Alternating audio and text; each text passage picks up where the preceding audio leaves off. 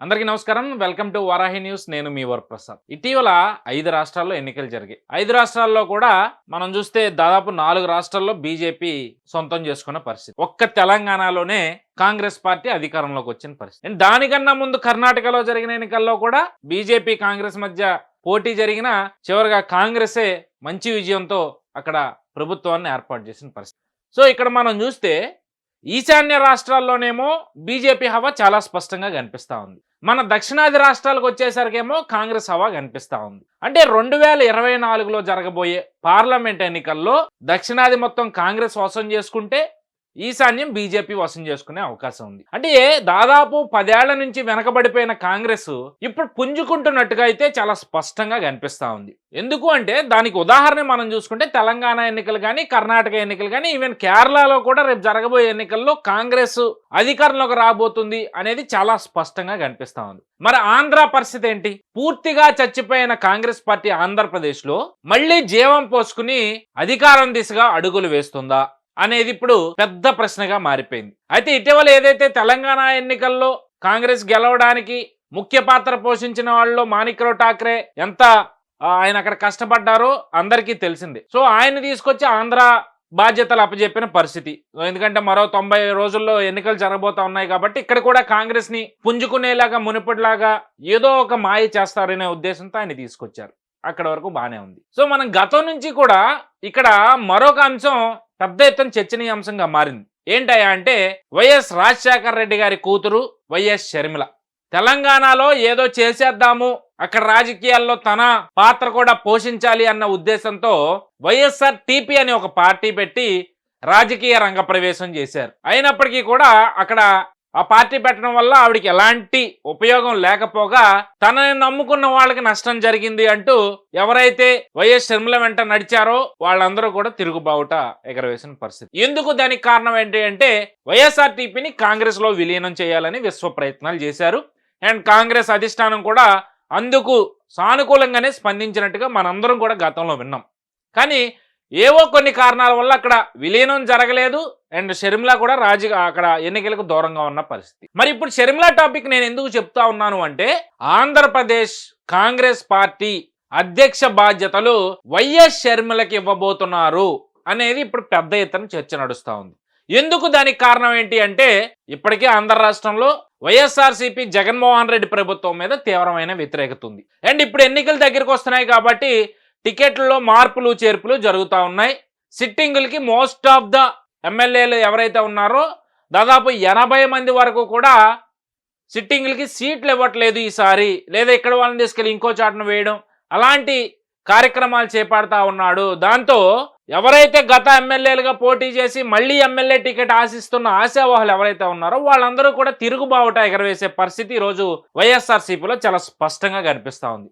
And ఆ 80 మంది ఎవరైతే మార్పులు చేర్పులు లేదంటే సీట్ రాని వాళ్ళు ఎవరైతే ఉంటారో వాళ్ళలో దాదాపు 60 నుంచి 70 మంది కాంగ్రెస్ పార్టీ నుంచి జగన్మోహన్ రెడ్డి పార్టీలో చేరిన వారే.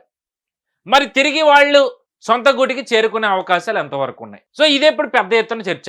అందుకే కాంగ్రెస్ ముందస్తు ఆలోచనలో భాగంగా ఈరోజు వైఎస్ఆర్సీపీలో నుంచి వచ్చే నాయకుల్ని బయట పార్టీలోకి వెళ్ళనివ్వకుండా కాంగ్రెస్లో కనుక తీసుకొచ్చుకోగలిగితే మళ్ళీ కాంగ్రెస్కి పునర్వైభవం రాబోతుంది అనేది మాత్రం చాలా స్పష్టంగా కనిపిస్తా ఉంది. దీనికి తగ్గట్టుగానే మన పక్క రాష్ట్ర ముఖ్యమంత్రి మొదటిసారి ముఖ్యమంత్రిగా ప్రమాణ స్వీకారం చేసిన రేవంత్ రెడ్డి కూడా ఆంధ్రాలో కాంగ్రెస్ పార్టీ పుంజుకునే విధంగా తన వంతు ప్రయత్నాలు చేయడం మొదలుపెట్టారు.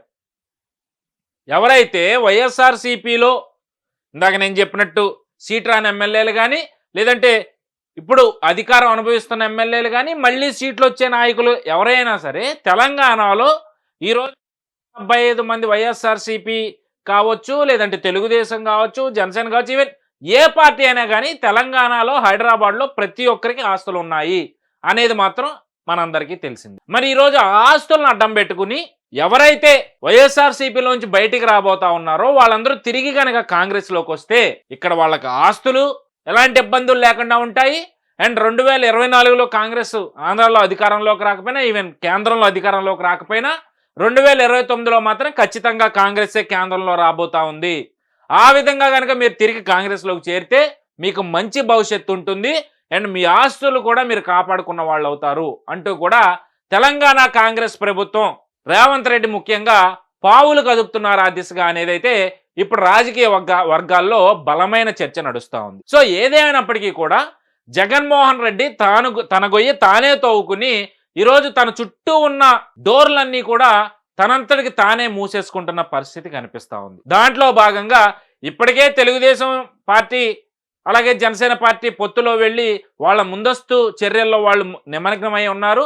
అండ్ అధికారంలోకి రావడం కోసం వాళ్ళు ఏ చిన్న అవకాశాన్ని కూడా వదులుకోవట్లేదు అనేది మనం ఇక్కడ చాలా క్లియర్గా చూస్తున్నాం. అలాగే కాంగ్రెస్ కూడా 2024లో కనీసం 1-2 సీట్లైనా ఆంధ్రలో మనం తెచ్చుకోగలిగితే 29 నాటికి బలమైన ప్రతిపక్ష పార్టీగా ఎదిగే అవకాశం ఉంటుంది. కాబట్టి ఆ విధంగా మనం చర్యలు తీసుకోవాలి. ఆ విధంగా చర్యలు తీసుకోవాలంటే ఏదైతే వైఎస్ రాజశేఖర్ రెడ్డికి అభిమాన గళం ఎవరైతే ఉంటారో వాళ్ళందరూ కూడా నిన్న మొన్నటి వరకు జగన్మోహన్ రెడ్డి వెనక ఉన్నారు. కాబట్టి వాళ్ళు బయటికి వెళ్లకుండా రాజశేఖర్ రెడ్డి మీద ఉన్న అభిమానంతో వైఎస్ షర్మిలను గనక కాంగ్రెస్ పార్టీకి అధ్యక్షురాలుగా గనక నియమిస్తే ఆ బ్యాచ్ అంతా కూడా వైఎస్ షర్మిల చెంతకు చేరతారు. అండ్ కాంగ్రెస్ పార్టీలో మళ్ళీ పునర్వైభవం వస్తుంది.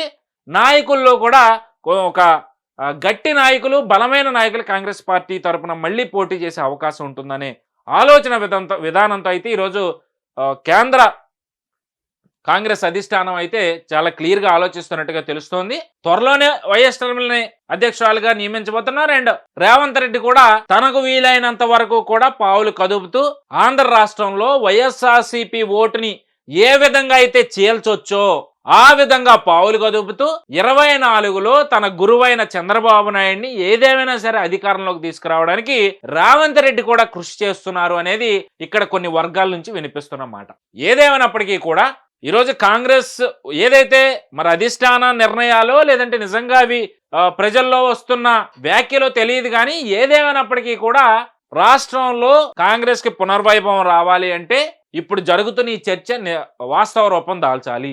నిజంగా వైఎస్ షర్మిలకి అధ్యక్షురాలు బాధ్యతలు ఇస్తే కాంగ్రెస్ పార్టీకి ఉపయోగం ఉంటుందా లేదా అనేది ఈరోజు అధిష్టానం ఆలోచించుకోవాలి. అలాగే రేవంత్ రెడ్డి చేస్తున్న పనులు కానీ కాంగ్రెస్ అధిష్టానం ఈరోజు ఆంధ్రప్రదేశ్లో పార్టీని మళ్ళీ తిరిగి బతికించుకోవాలంటే మళ్ళీ సభలు పెట్టి వాళ్ళు ఏ విధంగా ఆంధ్ర రాష్ట్రానికి అభివృద్ధి చేయాలి, ఏ విధంగా అభివృద్ధి చేస్తారు అనే అంశాల మీద ప్రజల్లో బలమైన నమ్మకం కలిగించాల్సిన అవసరం ఉంది.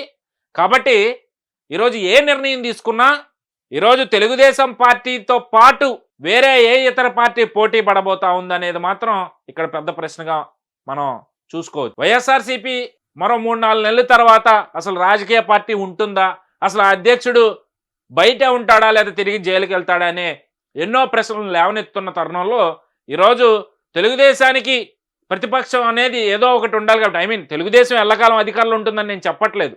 బట్ తెలుగుదేశం అధికారంలో ఉన్నా లేదా వేరే ఇతర పార్టీ ఏదైనా అధికారంలోకి రావాలి అన్నా తెలుగుదేశాన్ని ధీటుగా ఎదుర్కొనే పార్టీ ఏంటనేది ఇప్పుడు ప్రతి ఒక్కరు చర్చించుకుంటా ఉన్న పరిస్థితి.